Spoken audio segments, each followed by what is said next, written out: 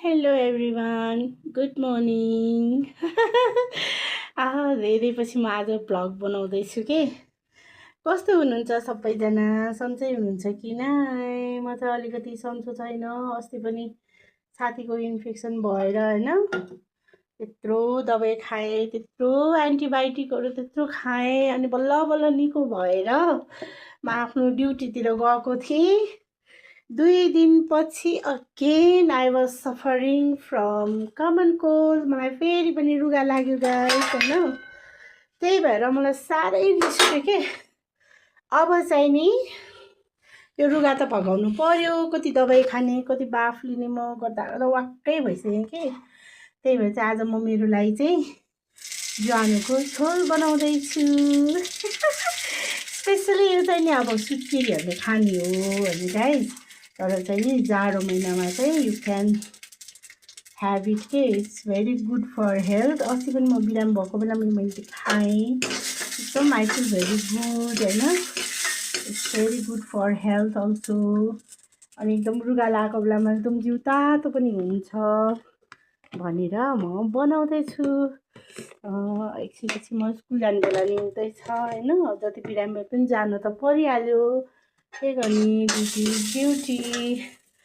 अब यसरी मैले चाहिँ हेर्न सक्नुहुन्छ तपाईँले घिउमा पनि बनाउन सक्नुहुन्छ मलाई चाहिँ खोकी लागेको भएर मैले तेलमा हल्का मेथी फुराएँ होइन अब त्यस पछाडिको प्रोसेस म फेरि देखाउँछु गाइस देख्न सक्नुहुन्छ अब हाम्रो यो ज्वानो चाहिँ पुरा डढ्ने प्रोसेसमा छ होइन तेल हाले पनि हुन्छ घिउ हाले पनि हुन्छ ज्वानोजी चाहिँ हल्का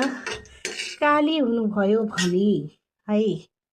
हाम्रो ज्वानोजी हल्का कालो हुनुभयो भने त्यस पछाडि हामी हाल्छौँ चामलको पिठो गाइस है अब आफूलाई कतिको मनपर्छ त्यो हिसाबले बनाउने हो मलाई चाहिँ हल्का